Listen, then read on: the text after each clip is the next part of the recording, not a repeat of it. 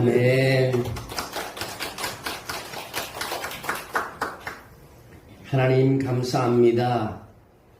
오늘도 우리가 주 앞에 나와 또 예배드리게 하시고 우리 모든 것을 주님께 하나님께 드리며 이 시간을 또 아버지 앞에 드리게 하심을 감사합니다. 오늘 하나님을 사랑하는 마음으로 하나님을 섬기는 마음으로 하나님을 바라보므로 오늘 예배드리는 오늘 한 사람 한 사람 위에 오늘 변함없이 성령을 부어주셔서 저들의 삶이 축복된 삶이 되게 하시고 건강하고 하나님 복을 누리고 간증하는 삶이 되게 도와주시옵소서. 이 시간도 주님께서 우리의 모든 삶을 하나님께서 주관해 주시는 줄로 믿습니다. 이 예배도 주님께서 인도해 주신 줄로 믿습니다. 하나님께 머리 숙인 오늘 한 사람 한 사람에게 큰 은혜로 축복해 주옵소서. 예수님의 이름으로 기도합니다. 아멘. 여러분 고생 많이 하셨습니다. 날씨가 엄청나게 더운데 또 우리가 예배할 수 있어서 감사합니다. 다음 주일 날씨가 어떻나 하고 왔더니 다음 주는 기온이 많이 떨어지는 것 같아요.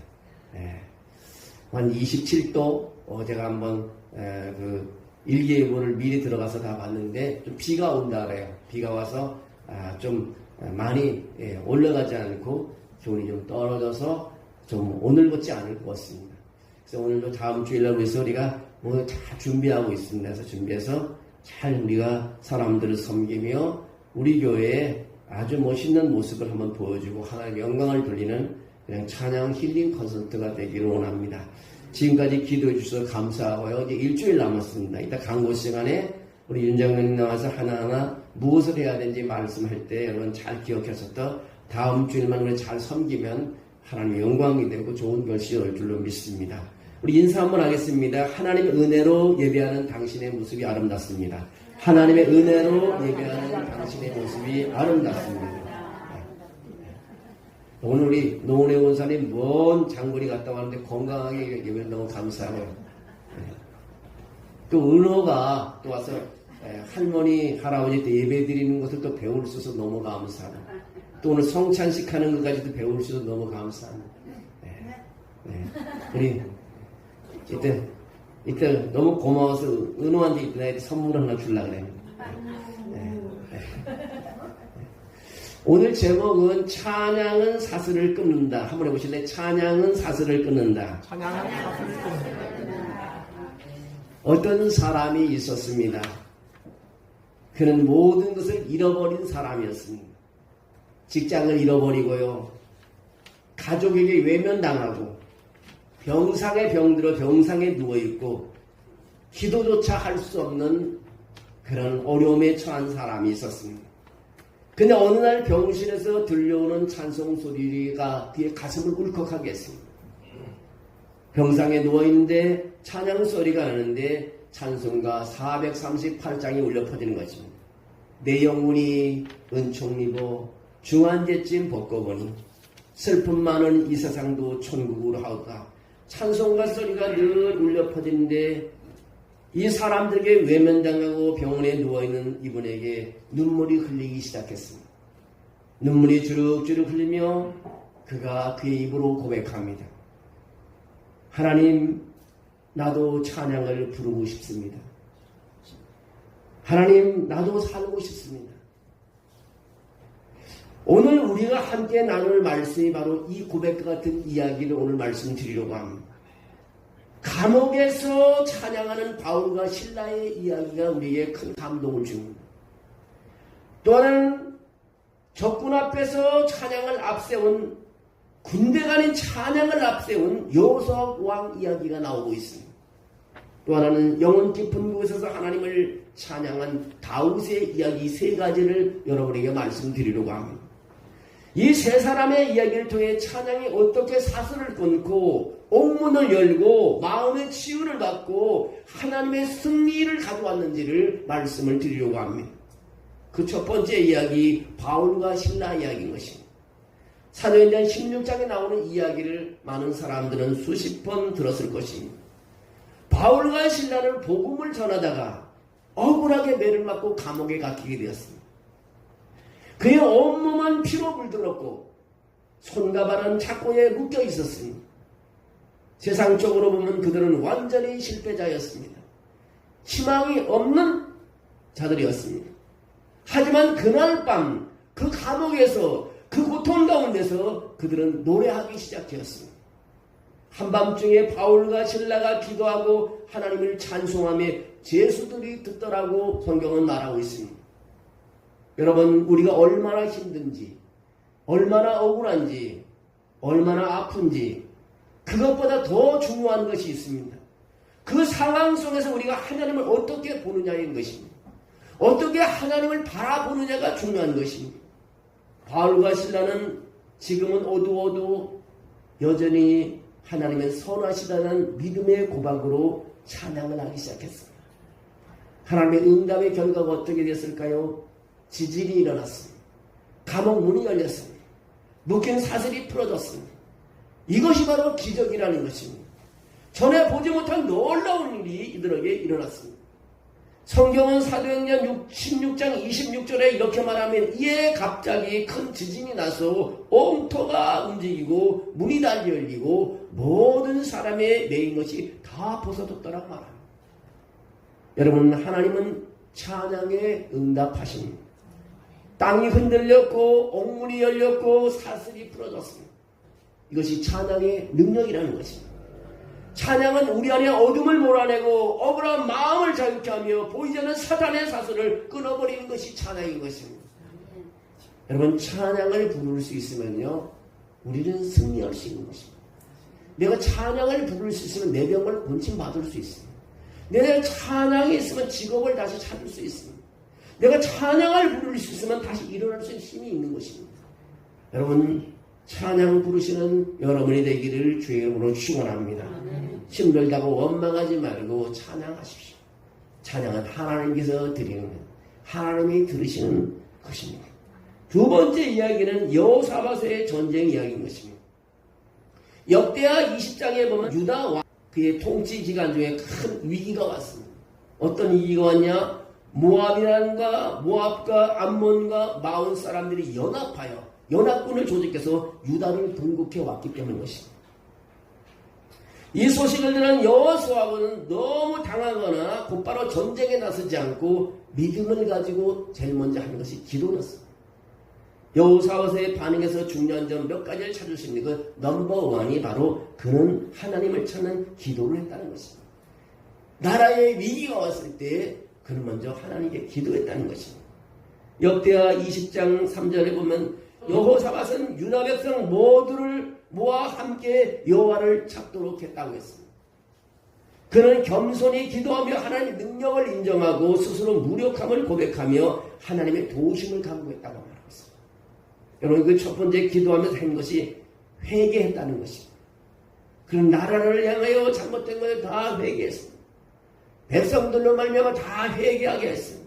백성들에게 하나님이 모든 나라를 다스리며 그들의 보호자임을 상기시키면서 우리는 회개해야 하는 것을 강조했습니다.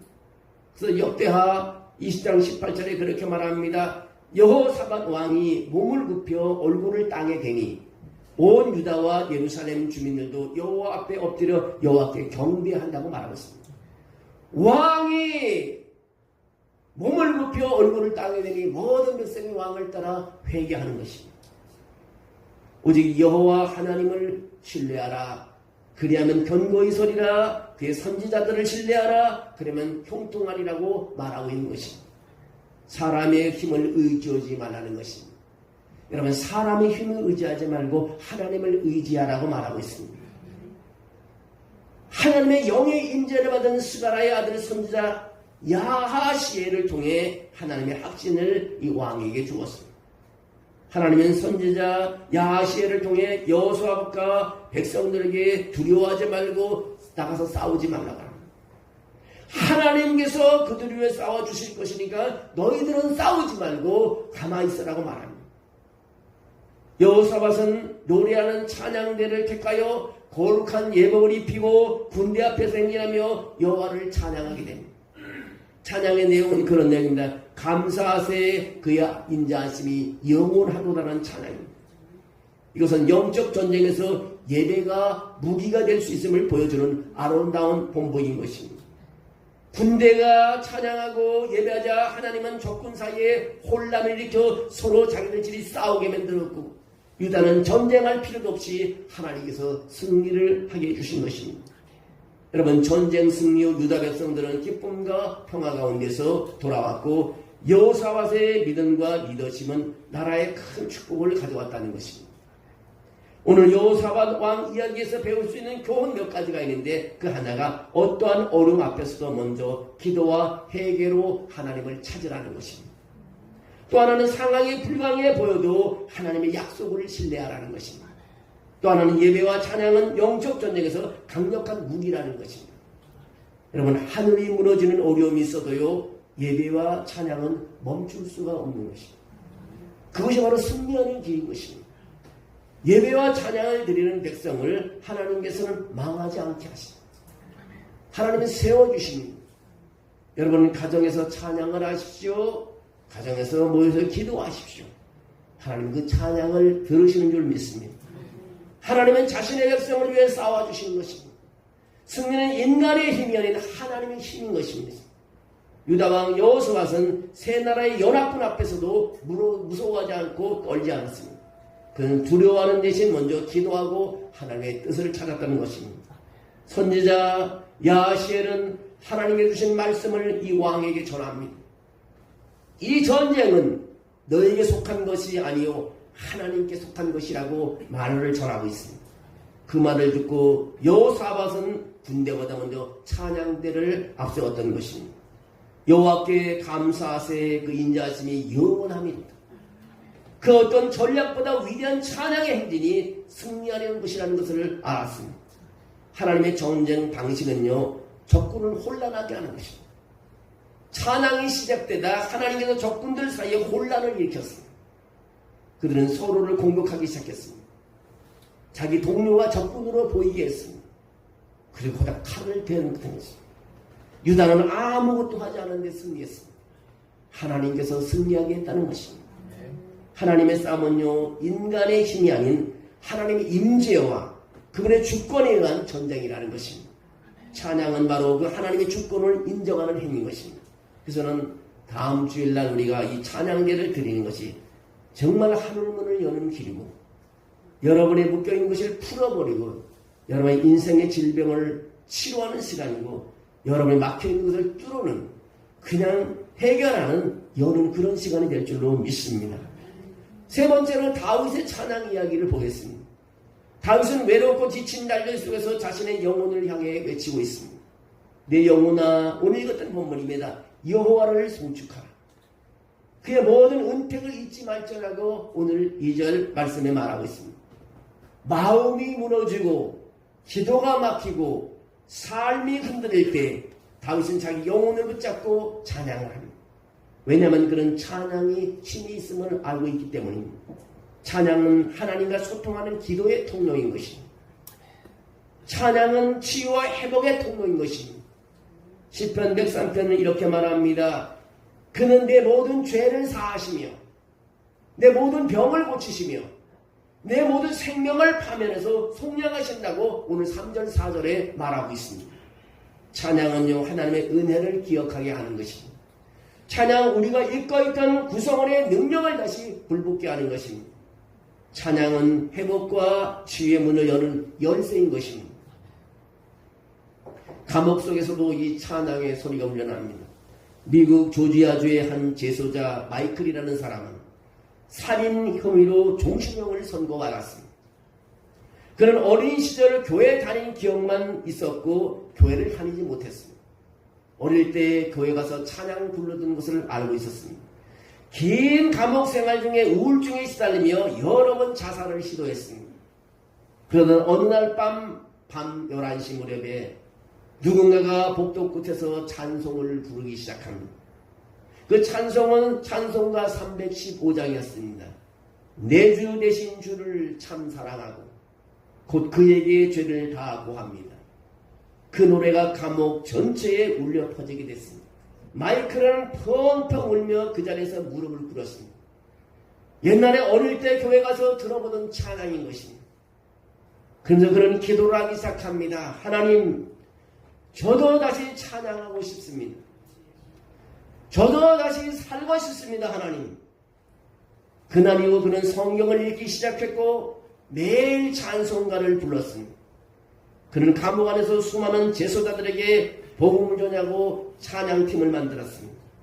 몇 년 후 그는 기적처럼 재심에서 무죄 판결을 받고 자유의 몸이 되었습니다. 그는 그렇게 말합니다. 감옥문을 먼저 연 것은 법원의 판사의 판결이 아니라 하나님의 찬양이었음이라고 그는 간증하고 다녔습니다. 여러분, 감옥문을 열고 나올 수 있었다는 것은 누구의 도움이 아니라 이 나의 찬양을 통해서 감옥문을 열었다고 간증을 합니다. 여러분, 어떠시겠습니까? 지금이 찬양할 때인 것입니다. 찬양할 때인 것입니다. 여러분, 우리는 이 세 가지 강력한 이야기를 들었습니다. 바울과 시라는 감옥에서 찬양했고 사슬이 끊어졌습니다. 여호수아는 찬양을 앞세워 전쟁에서 승리했습니다. 다윗은 낙심한 가운데서도 한 찬양이 그의 영혼의 회복을 가져왔습니다. 오늘 여러분의 삶은 어떤 감옥에 있습니까? 어떤 전쟁터에 여러분 서 있습니까? 어떤 아픈 상처 속에 살고 계십니까? 그때 우리가 해야 할 일은 오직 하나입니다. 하나님을 찬양하십시오. 하나님의 위로와 치유하심과 열리는 역사가 있을 줄로 믿습니다. 그 찬양이 묶인 사슬을 끊을 것입니다. 그 찬양이 닫힌 문을 열 것입니다.